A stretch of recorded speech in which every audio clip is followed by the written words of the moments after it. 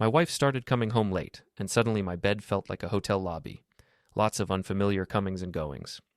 The thing about betrayal is that it announces itself in 1,000 tiny ways before it ever shows up wearing lipstick that isn't yours. Before we dive deeper into this story, I have one small request. Please subscribe, drop a like, comment, and hit that hype button to boost this channel so more people can discover these incredible Reddit stories. I'm Nick Callahan, 43 years old, and I fix computers for a living. Not glamorous, but it pays the bills and keeps me sharp. Sharp enough to notice when my wife Marta suddenly developed an interest in late meetings and started showering immediately after walking through the door. Sharp enough to realize that advertising executives don't usually come home smelling like gym equipment and cheap cologne. Marta and I had been married for 18 years.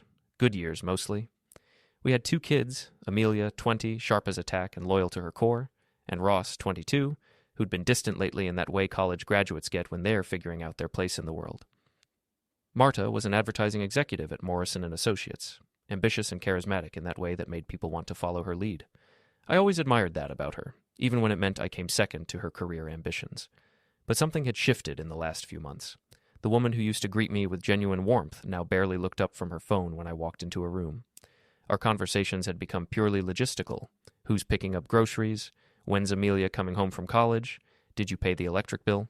The intimate moments, the shared jokes, the way she used to curl up against me while we watched TV, all of it had evaporated like morning dew. "Working late again tonight?" she announced on a Tuesday evening in March, not even looking up from her laptop. She was sitting at our kitchen table, still in her work clothes, but I noticed she'd refreshed her makeup. Interesting choice for someone planning to spend the evening with spreadsheets. "Third time this week," I observed, keeping my voice neutral. "Must be a big campaign." "The biggest," she said, finally glancing up. "Jake's really pushing for perfection on this one." Jake Turnbull. I'd heard that name more in the past month than I'd heard it in the previous year combined. Marta's subordinate at the agency, supposedly some hotshot creative director they'd poached from Chicago. I'd met him once at the company Christmas party. 38 years old, the kind of guy who wore expensive jeans and talked too loud about his CrossFit routine. He owned a gym on the side, drove a gaudy red pickup truck with custom rims, and had the kind of sleazy charm that made me want to count my fingers after shaking his hand. "Jake seems to require a lot of late-night perfection," I said. Marta's fingers paused on her keyboard for just a fraction of a second. "He's very dedicated." I'll bet he is, I thought, but kept it to myself. Instead, I grabbed a beer from the fridge and settled into my recliner to watch the news. From the corner of my eye, I watched Marta pack up her laptop with unusual care, checking her reflection in the black screen before closing it. "Don't wait up," she said, grabbing her purse and heading for the door. "Wouldn't dream of it," I replied, but she was already gone.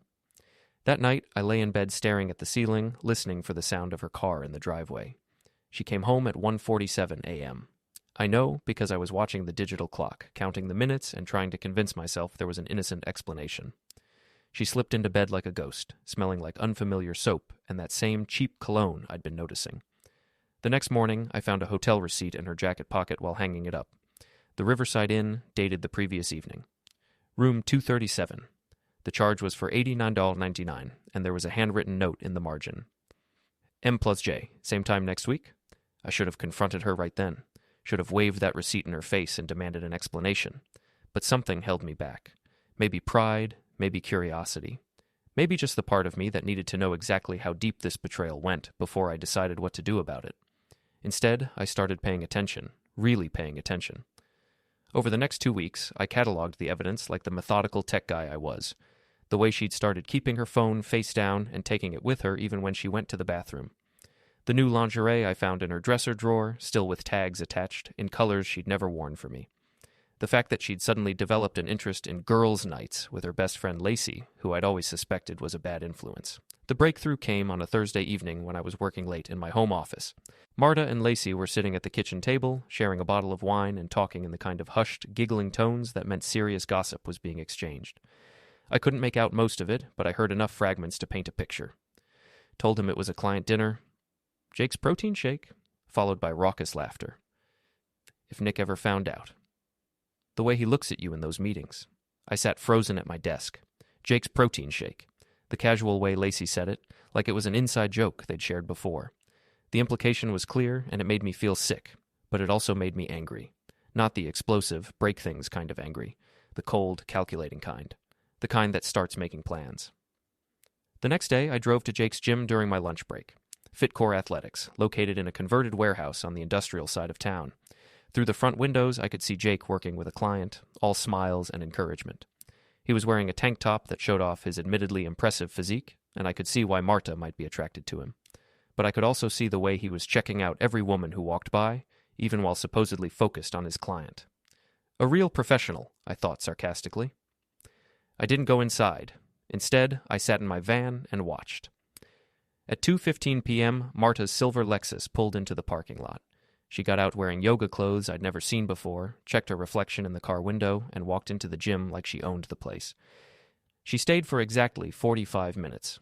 When she came out, her hair was mussed and her cheeks were flushed, but she wasn't carrying a gym bag and she wasn't sweating like someone who'd just finished a workout. Jake walked her to her car, and even from 50 yards away, I could see the way he touched her lower back as she got in. That evening, Marta came home and announced she'd joined a gym. "It's time I got back in shape," she said, avoiding eye contact. "I'm going to start going 3 times a week." "That's great, honey," I replied, my voice steady as granite. "Which gym?" "Oh, just that new place downtown. Fitcore something." "Fitcore Athletics?" She looked surprised that I knew the name. "Yes, that's it. How did you—" "I've driven past it," I said. "Isn't that where Jake works out?" Another pause, just long enough to confirm my suspicions. "I think he mentioned it once. Small world, right?" Small world, indeed. That night, after Marta had gone to sleep, I sat in my office and made a decision. I wasn't going to be the clueless husband who gets blindsided by divorce papers and a custody battle. I wasn't going to let them make a fool of me while they laughed about Nick's protein shake, or whatever other jokes they were sharing at my expense. I was going to find out exactly what was going on, document every detail, and then I was going to make them both regret the day they decided to betray me. I opened my laptop and started researching. Voice-activated recording devices, GPS trackers, private investigators. By dawn, I had a plan. 3 weeks later, Marta dropped the bomb I'd been expecting but still wasn't prepared for. We were sitting at the breakfast table on a Saturday morning. Ross was visiting for the weekend, and Amelia was home from college. It should have been one of those perfect family moments. Everyone together, coffee brewing, the newspaper spread out between us. Instead, it felt like sitting on a time bomb. "Nick, we need to talk," Marta said, her voice carrying that artificial gentleness people use when they are about to destroy your world. Ross looked up from his phone. Amelia paused with her coffee cup halfway to her lips. Even they could sense the shift in the atmosphere. "Kids, maybe you could give us some privacy?" Marta suggested. "Actually," I said, setting down my coffee with deliberate calm, "I think they should hear this. Whatever you're about to say affects them, too." Marta's jaw tightened. She hadn't expected resistance. "Fine. Nick, I think we should separate." The words hung in the air like smoke. Ross muttered something under his breath. Amelia's face went pale. "Separate," I repeated, as if I was testing the word. "That's interesting.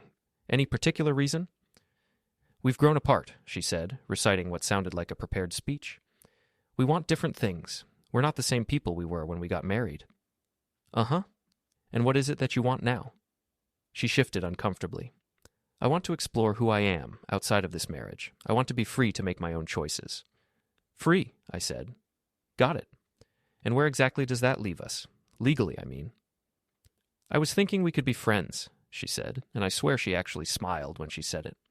"We've been together for so long, and we have the kids to think about. We could have a friendly divorce, split everything fairly, and both move on with our lives." Friends.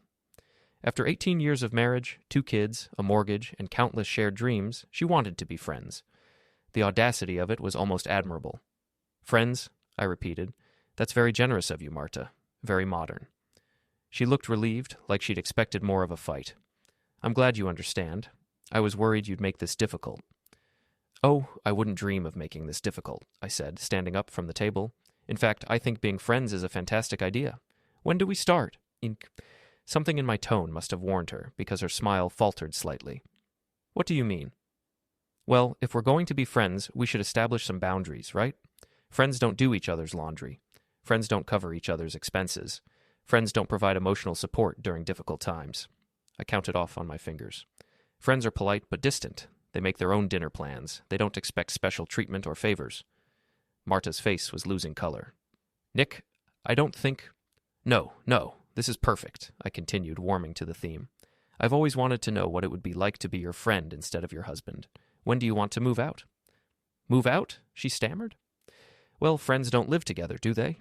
That would be weird. I assume you've already made arrangements? The truth was, I'd been doing my homework. In our state, if she moved out voluntarily, it would strengthen my position in any custody or property disputes. But I wasn't going to tell her that. I thought maybe we could work out a schedule, she said weakly. A schedule, I mused. You know what, Marta? You're right. We should definitely be friends. In fact, let's start right now. I walked over to the laundry room and pulled out the basket of her clothes I'd washed the night before. Without a word, I carried it back to the kitchen and set it on the table. Friends do their own laundry, I announced cheerfully. Also, I'm having some friends over tonight to watch the game. You're welcome to join us, but you'll need to bring your own beer. Friends don't provide free drinks. Ross was trying not to smile. Amelia looked like she was watching a tennis match, her head swiveling between her parents. This is ridiculous, Marta snapped. You're being childish. Am I? I thought I was being friendly. Maybe I don't understand the rules yet. Why don't you explain exactly what kind of friend you want to be? She stood up abruptly, her chair scraping against the floor. I'm going to Lacey's for the day. We'll talk about this later when you're being reasonable. Sounds good, friend, I called after her as she stormed out. Say hi to Lacey for me, and Jake. She froze in the doorway. For a moment, I thought she might turn around and confess everything. Instead, she grabbed her purse and left without another word. After the front door slammed, the kitchen was quiet for a long moment. Dad? Amelia said finally. What the hell was that about? Your mother wants to be friends, I said, sitting back down at the table. I'm just trying to accommodate her wishes. And the Jake comment? Ross asked. He was sharper than I'd given him credit for. I looked at my kids, really looked at them. They were adults now, or close enough. They deserved to know what was happening to their family, even if the truth was ugly. Your mother is having an affair, I said simply, with her co-worker Jake. She wants a divorce so she can be with him, but she's trying to frame it as some kind of mutual decision where we all stay friends and nobody gets hurt. Amelia's coffee cup hit the table with a sharp clink. Are you sure? I'm sure. What are you going to do? Ross asked. I smiled, and it probably wasn't a very nice smile. I'm going to be the best friend your mother ever had. Over the next week, I put my new friendship philosophy into practice. When Marta asked me to pick up her dry cleaning, I politely declined. Friends don't run errands for each other unless it's a special favor, and she hadn't done me any special favors lately.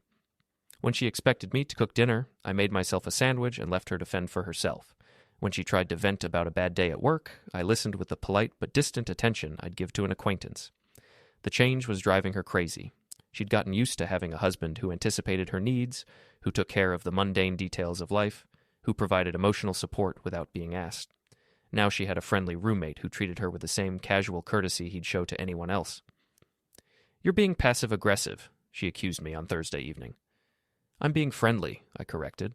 Isn't this what you wanted? The real masterstroke came on Friday night. I'd invited my coworker Marissa over to watch a movie. Marissa was 35, recently divorced, and had been flirting with me mildly for months. I'd never encouraged it before, but now that Marta and I were friends, I figured I was free to have other friends, too. Marissa arrived at 7 with a bottle of wine and a smile that lit up the room. She was wearing jeans and a sweater that hugged her curves in all the right places, and she smelled like vanilla and possibility. Nick, she said, giving me a hug that lasted just a beat longer than necessary. Thanks for inviting me over. I've been looking forward to this all week. Thanks for coming, I replied, very aware that Marta was watching from the kitchen doorway. I hope you like romantic comedies. Love them, Marissa said, then noticed Marta. Oh, hi. You must be Marta. Nick's told me so much about you. Has he? Marta's voice was ice cold. All good things, Marissa assured her with a bright smile. He says you two are friends now. That's so mature. I wish my ex and I could be friends like that. Marta's smile looked like it was carved from stone. Yes, we're very mature. I settled onto the couch with Marissa, leaving plenty of space between us, but making sure we were comfortable. Marta hovered for a few minutes, clearly wanting to say something, then disappeared upstairs. The movie was actually pretty good, and Marissa was excellent company. She laughed at the funny parts, made smart observations about the plot, and gradually moved closer to me on the couch. By the time the credits rolled, she was leaning against my shoulder, her hand resting on my chest. That was fun. she said, looking up at me with those warm brown eyes. "We should do this again sometime." "I'd like that," I said, and meant it. She stood up and stretched, and I couldn't help but notice the way her sweater rode up slightly, revealing a strip of toned stomach. "Walk me to my car?" Outside, the evening air was crisp and full of spring promise. Marissa turned to face me when we reached her car, standing close enough that I could feel the warmth radiating from her body. "Nick," she said softly, "I know you're going through a difficult time right now, but I want you to know that you're an amazing man. Any woman would be lucky to have you." Before I could respond, she rose up on her tiptoes and kissed me. It was soft and sweet and tasted like the wine we'd shared, and for a moment I forgot about everything else. When we broke apart, I saw a curtain twitch in our bedroom window. "Good night, Nick," Marissa whispered, then got in her car and drove away. I stood in the driveway for a few minutes, looking up at that bedroom window. The curtain was still now, but I knew Marta had been watching. Good. Let her see what it felt like to watch someone else's happiness from the outside.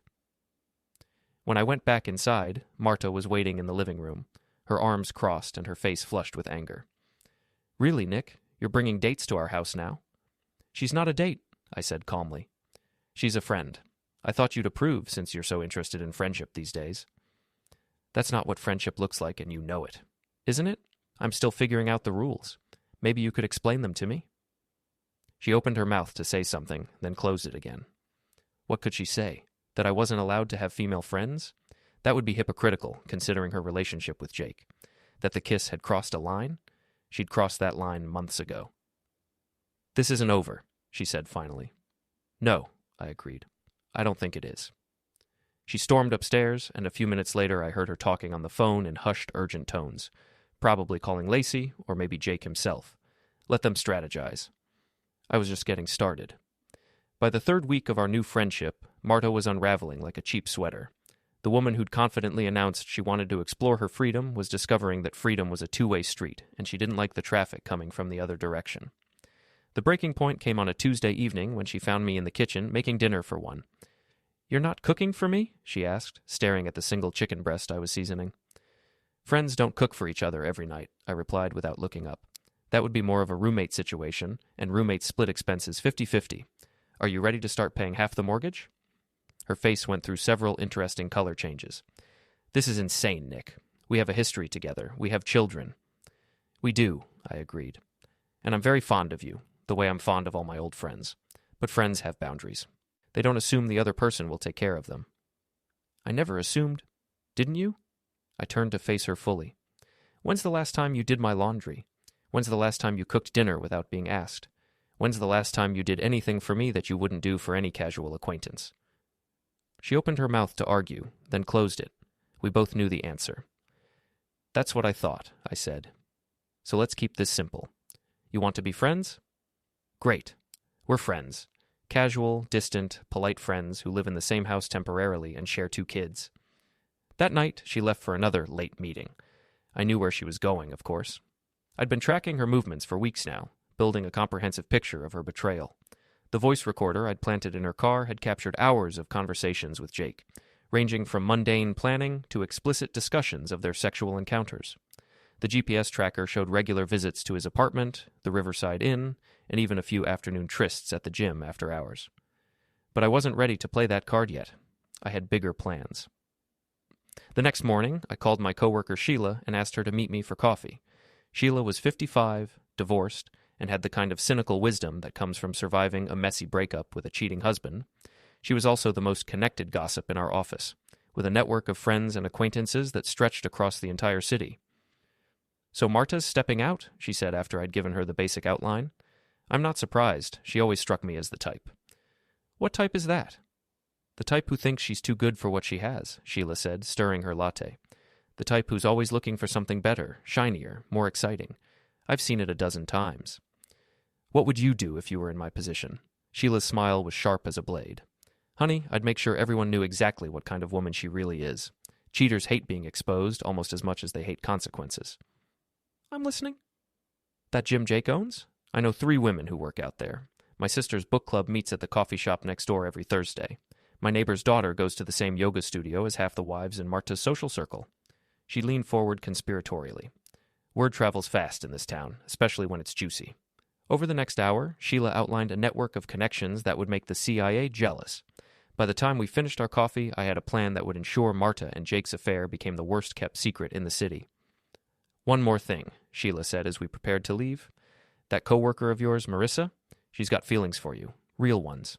Don't use her just to make Marta jealous unless you're prepared to deal with the consequences." "What makes you think I'm using her?" "Because I've been where she is," Sheila said. "And I've been where Marta is too. The difference is, I learned from my mistakes." That afternoon, I made my first move.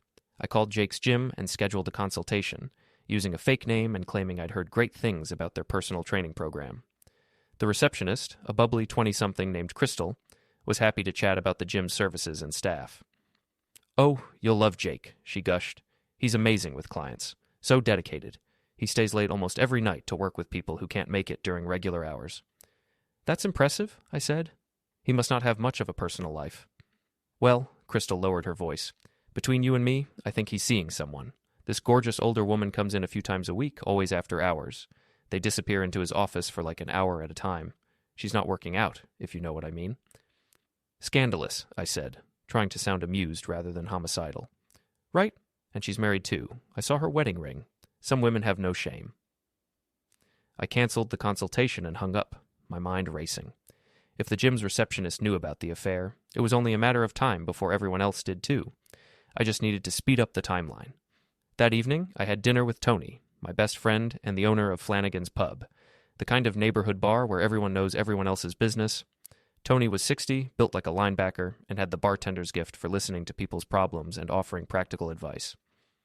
"So, she wants to be friends," he said after I'd explained the situation. "And you're actually going along with it?" "I'm taking her at her word," I said.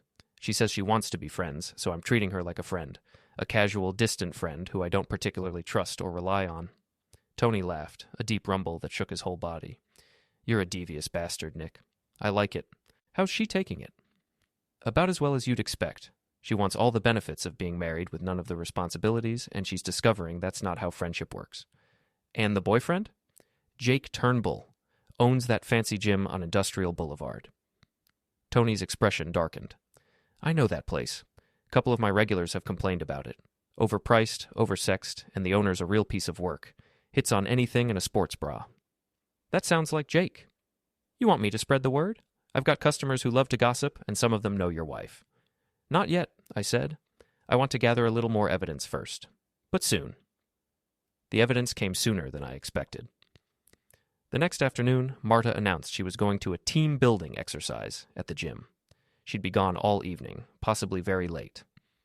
"Team building," I repeated. "On a Wednesday night." "Jake thinks it's important for the creative department to bond outside the office," she said, not meeting my eyes. "That's very thoughtful of Jake. Will other people from the office be there?" "Of course," she said quickly. "The whole team." After she left, I called Morrison and Associates and asked to speak with Lacey, claiming to be a client who needed to discuss an urgent project. The receptionist told me Lacey had left early with a migraine and wouldn't be back until Friday. So much for the team-building exercise. I drove to the gym and parked across the street, settling in for what I expected to be a long wait. I didn't have to wait long. At 7:30 p.m., Jake's red pickup truck pulled around to the back of the building. A few minutes later, Marta's Lexus followed. I waited another hour, then walked around to the back entrance. Through a window, I could see into Jake's office. Marta was there, all right, but she wasn't doing any team-building exercises unless they'd radically redefined the term. I took pictures. Lots of pictures. Then I got back in my van and drove home. The next morning, I uploaded the photos to my computer and studied them carefully. They were clear, unambiguous, and absolutely damning. But more importantly, they were taken from a public street through an uncovered window. Perfectly legal and perfectly admissible in any divorce proceedings. I was printing copies when Marta came downstairs, looking refreshed and satisfied in a way that made my stomach turn. "How was the team building?" I asked pleasantly. "Great," she said, pouring herself coffee. "Very productive. We really bonded as a group." "I'll bet you did. Learn anything interesting?" "Oh, trust exercises, communication skills, that sort of thing." "Sounds educational," I said, sliding the photos into a manila envelope.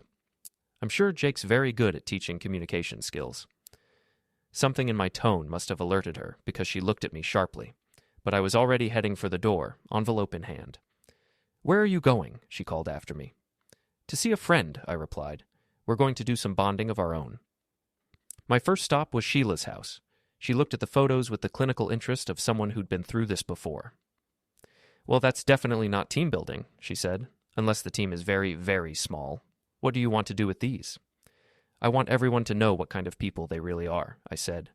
But I want it to seem natural, not like I'm running around town showing naked pictures to anyone who'll look. Leave that to me, Sheila said. I know exactly how to handle this.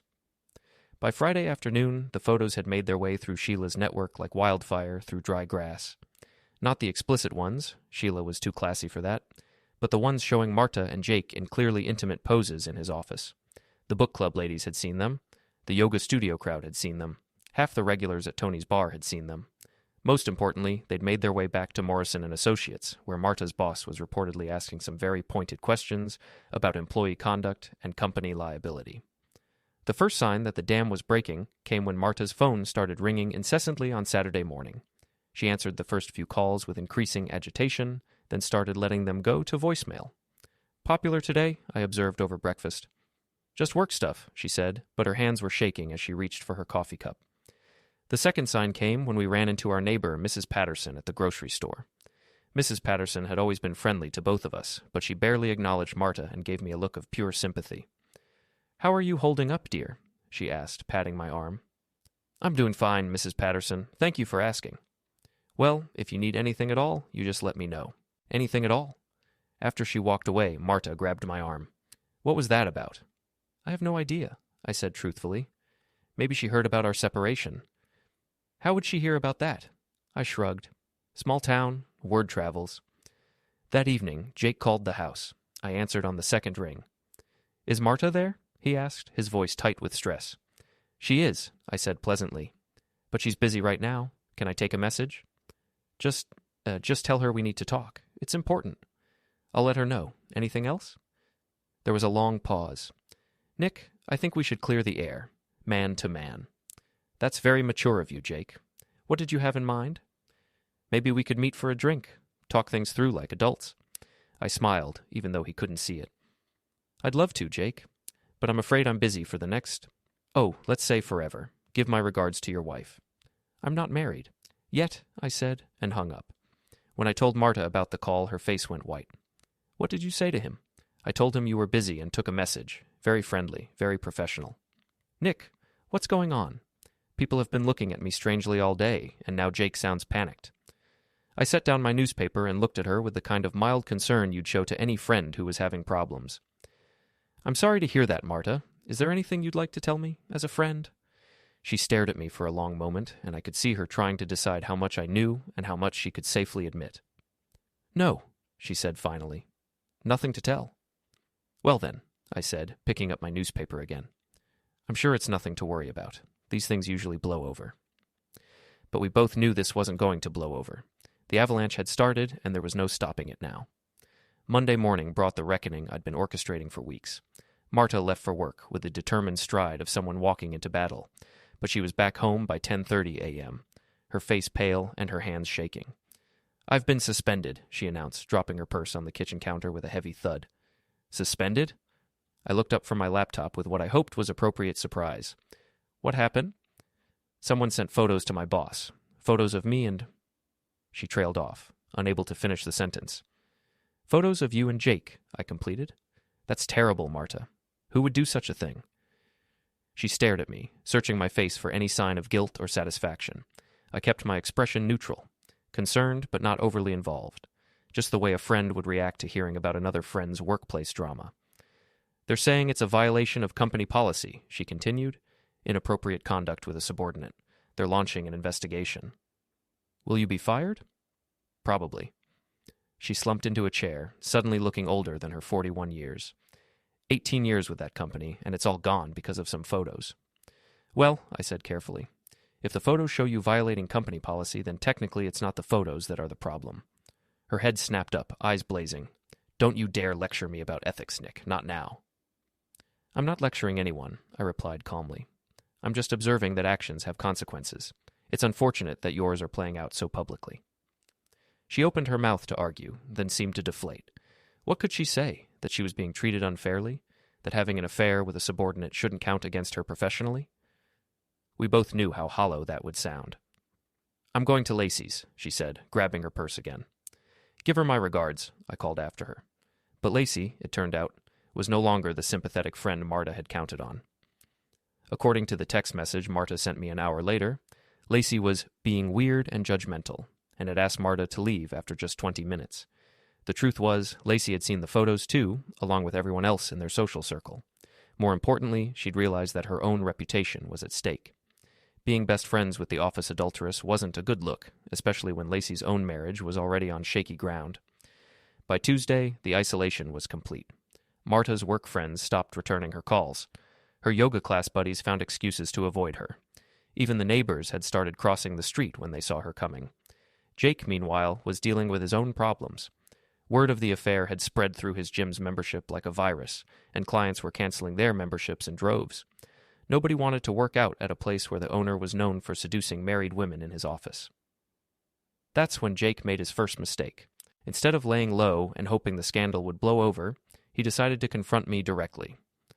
I was loading groceries into my van after work on Wednesday when his red pickup truck pulled into the parking space next to mine. Jake got out looking like he hadn't slept in days, his usually perfect hair disheveled and his expensive workout clothes wrinkled. "We need to talk," he said without preamble. "Hello to you too, Jake," I replied pleasantly, continuing to load my groceries. "How's business?" "You know how business is?" he snapped. "You've been spreading those photos all over town." "Have I?" I closed my van's rear door and turned to face him. "That's a serious accusation. Do you have any proof?" "I don't need proof. I know it was you."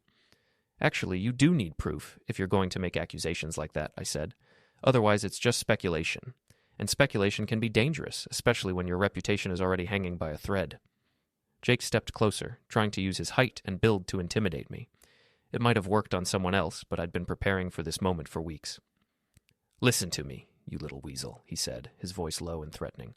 "I don't know what your game is, but it ends now.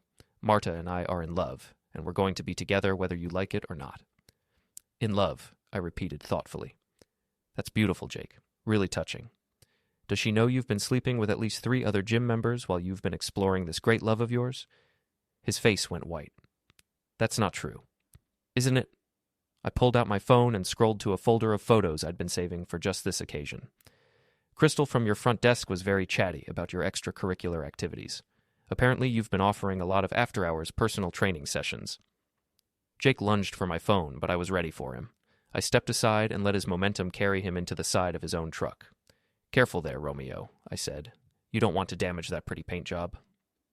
A small crowd was starting to gather, drawn by the commotion. I recognized several faces from around town, including Mrs. Patterson from my neighborhood and 2 women from Marta's former yoga class.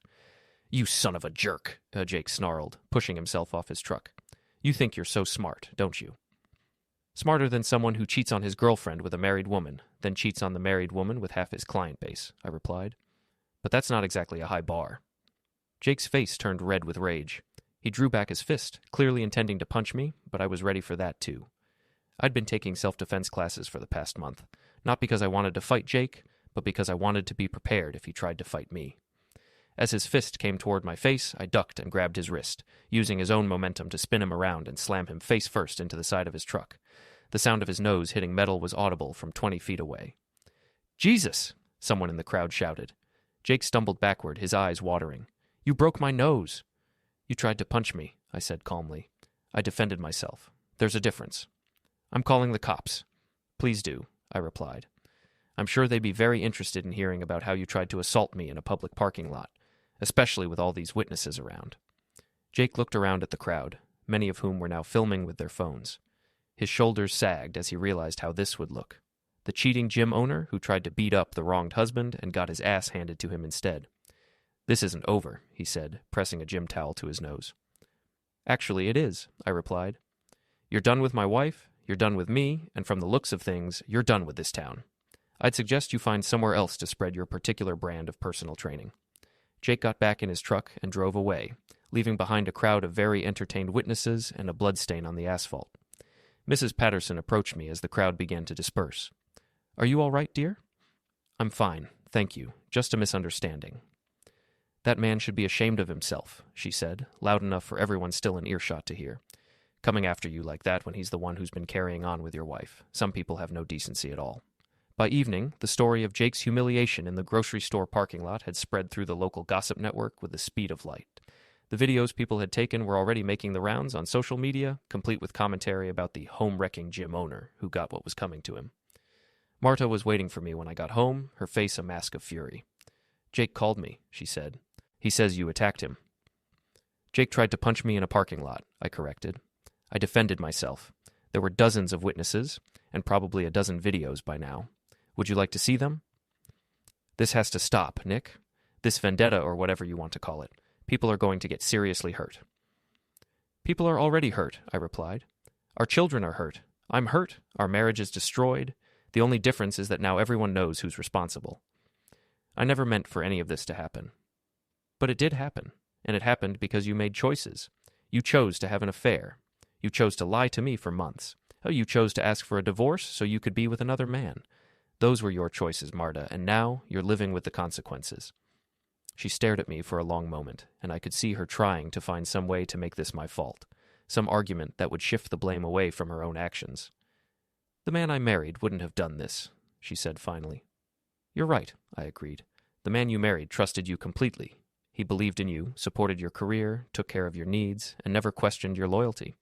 But that man was married to a woman who loved him back. You're not that woman anymore, so I'm not that man anymore either. So what happens now? Now you move out, I said. Tonight. You wanted to be free to explore your options? Congratulations. You're free. I don't have anywhere to go. You have Jake. You have Lacey. You have all those work friends who supported your affair. I shrugged. Or you can get a hotel room. I hear the Riverside Inn is very accommodating. Her face went white at the mention of her and Jake's regular meeting place. How did you... I know everything, Marta. Every hotel room, every lie, every time you came home smelling like him and pretended you'd been working late. I know about the lingerie you bought for him, the photos you sent him, the things you said about me when you thought I couldn't hear. I know it all. She opened her mouth to deny it, then closed it again. What was the point? We both knew I was telling the truth. I'll pack a bag, she said quietly. That's probably best. She went upstairs, and I heard her moving around in our bedroom, opening drawers and closets. 20 minutes later, she came back down with a suitcase and her laptop bag. I'll come back for the rest of my things later, she said. Call first, I replied.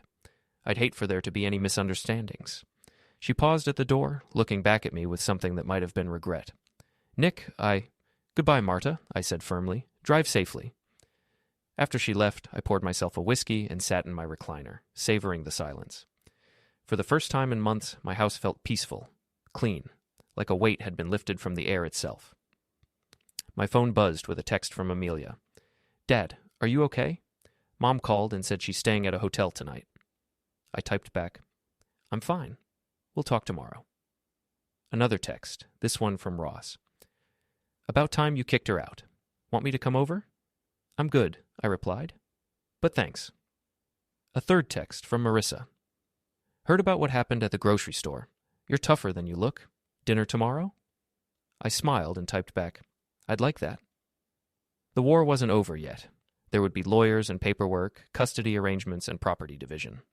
Marta would probably try to paint herself as the victim, and Jake would probably slink out of town with his tail between his legs.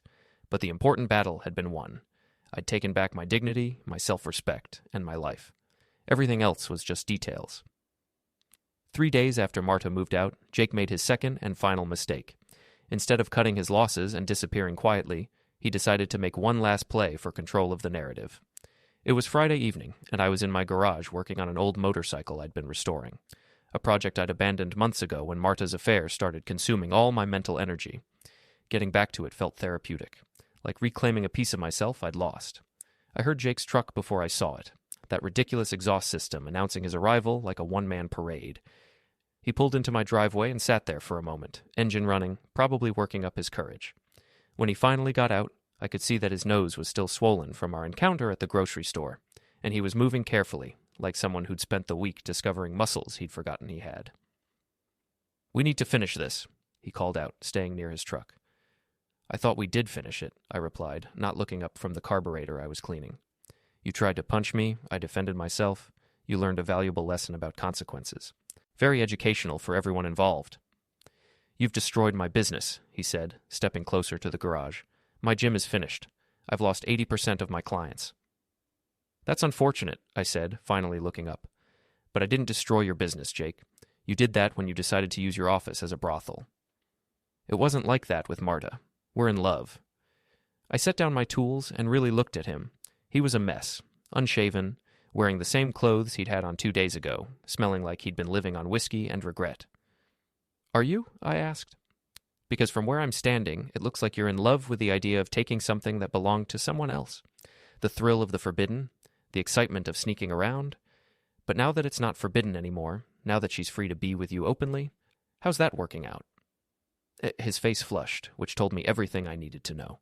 Marta had probably been calling him nonstop since she moved out, expecting him to welcome her with open arms and help her pick up the pieces of her shattered life. Instead, he'd discovered that a desperate, clingy, unemployed woman wasn't nearly as attractive as a married woman who'd been sneaking around to see him. She's going through a difficult time, he said weakly. I'll bet she is. And you're such a supportive boyfriend, hiding in your truck instead of being there for her. Very romantic. I'm not hiding. I came here to settle this man-to-man. Settle what, exactly? You slept with my wife, I exposed your affair, and now you're both dealing with the consequences. What's left to settle? Jake reached into his jacket and pulled out a tire iron, heavy and mean-looking. You humiliated me, he said, his voice shaking with rage. In front of half the town? Do you have any idea what that's like? Do you know what people are saying about me? Probably the truth, I replied, backing toward my workbench where I kept a variety of tools that could double as weapons if necessary. That you're a cheating, lying piece of garbage who got exactly what he deserved. Shut up. He raised the tire iron above his head. I'm going to teach you what happens when you mess with the wrong person. But I'd been preparing for this possibility too. Over the past month, I'd turned my garage into something of a fortress, with security cameras, motion sensors, and a few creative defensive measures that would make Kevin McAllister proud. As Jake charged toward me with the tire iron, I hit a button on my workbench that activated a system I'd rigged up weeks ago. A bucket of paint thinner, suspended from the rafters, tipped over and doused Jake from head to toe. At the same time, a series of tripwires I'd strung across the garage floor at ankle height sent him sprawling face first onto the concrete. The tire iron went flying, clattering harmlessly into a corner while Jake writhed on the ground, covered in paint thinner and groaning in pain. Jesus Christ, he gasped, trying to wipe the chemical out of his eyes. What the hell is wrong with you? Nothing's wrong with me, I said calmly, pulling out my phone to call 911. I'm just a guy who believes in being prepared. You, on the other hand, just committed breaking and entering, trespassing, and assault with a weapon, all while being recorded by multiple security cameras. Jake tried to get up, slipped in the paint thinner, and went down again. You set a trap. I set up home security measures on my own property, I corrected. The fact that you triggered them while attempting to assault me with a tire iron is just good timing. The police arrived within 10 minutes, followed closely by an ambulance to check Jake for chemical burns. While the paramedics worked on him, I showed the officers the security footage from multiple angles. Jake arriving with a tire iron, Jake threatening me, Jake charging at me with obvious intent to cause harm. Pretty clear-cut case of self-defense, the lead officer said after reviewing the footage. Though I have to say, that's one hell of a security system you've got there. I believe in being thorough, I replied. They arrested Jake on multiple charges and hauled him away in handcuffs, still reeking of paint thinner and muttering about lawsuits. But we both knew he didn't have a leg to stand on. The video evidence was overwhelming, and his reputation in town was already destroyed. The story spread through the local gossip network even faster than the parking lot incident had. By Saturday morning, everyone in town knew that the cheating gym owner had tried to attack his victim with a tire iron and ended up flat on his face in a puddle of paint thinner. Marta called me that afternoon, her voice thick with tears and desperation. They arrested Jake, she said without preamble. I heard, I replied. Assault with a weapon is a serious charge. He's looking at real jail time. This is all your fault. If you hadn't humiliated him, he never would have tried to seriously hurt me with a tire iron, I interrupted. Marta, listen to yourself. You're defending a man who tried to commit murder because his feelings were hurt. He wasn't trying to murder you. He was just angry.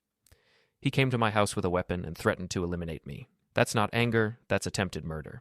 And the fact that you're making excuses for him tells me everything I need to know about your judgment. There was a long silence on the other end of the line. When she spoke again, Her voice was small and broken. I don't know what to do, Nick. I lost my job, I lost my friends, and now Jake is in jail. I have nowhere to go. You have choices, I said. You've always had choices. You chose to have an affair instead of working on our marriage. You chose to lie to me for months instead of being honest. You chose to ask for a divorce instead of trying to make things right. And you chose to defend a man who tried to assault me with a tire iron instead of recognizing that he's dangerous and unstable. So what am I supposed to do now? Figure it out, I said. You wanted to be free to make your own choices? Congratulations. You're free. The kids won't even talk to me, she said, her voice breaking completely. Amelia hung up on me yesterday, and Ross won't return my calls. Can you blame them? You destroyed their family for a man who turned out to be a violent criminal. What did you expect? I expected their father to help me explain. No, I said firmly. I'm not going to help you spin this disaster into something sympathetic. You made your bed, Marta. Now you get to lie in it. Alone. I hung up and blocked her number. Whatever happened to her next wasn't my problem anymore. The divorce proceedings were surprisingly straightforward. With Jake in jail and Marta unemployed and friendless, she didn't have much leverage to fight for anything. Her lawyer, a public defender who looked like he'd rather be anywhere else, advised her to accept my generous settlement offer rather than risk having everything aired out in open court. I kept the house, the cars, and primary custody of the kids. Marta got half our savings account and her personal belongings, along with the right to supervise visitation once a month. It was more than she deserved, but I wanted the whole thing finished quickly and cleanly.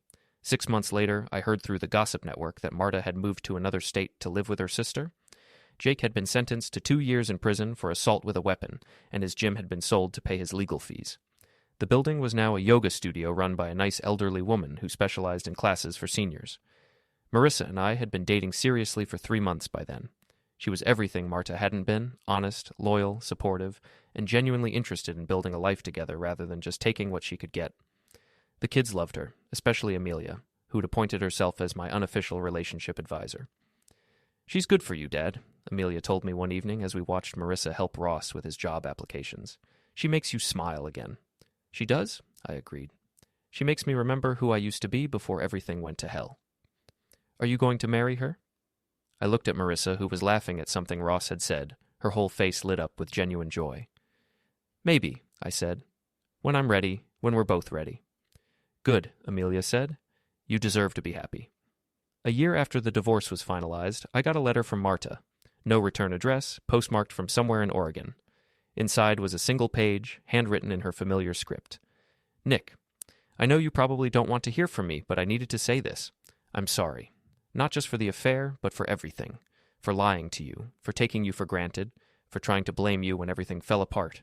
You were a good husband, and I threw it all away for nothing. I hope you're happy. I hope the kids are happy. I hope someday you can forgive me, even if I can't forgive myself. Marta. I read it twice, then put it in my desk drawer. Not to keep as a memento, but as a reminder of how far I'd come and how much I'd learned about standing up for myself. That evening, Marissa and I were having dinner on the back patio when she noticed I was quieter than usual. Everything okay? She asked, reaching across the table to squeeze my hand. Marta wrote me a letter, I said. An apology. How do you feel about that? I thought about it for a moment, really considered the question. Grateful, I said finally. Not grateful to her, but grateful that I'm not that person anymore. The person who would have accepted her apology and tried to make everything okay. The person who would have taken responsibility for her choices. And now? Now I know better, I said. I know that people are responsible for their own actions, and that trying to save someone from the consequences of their choices isn't love.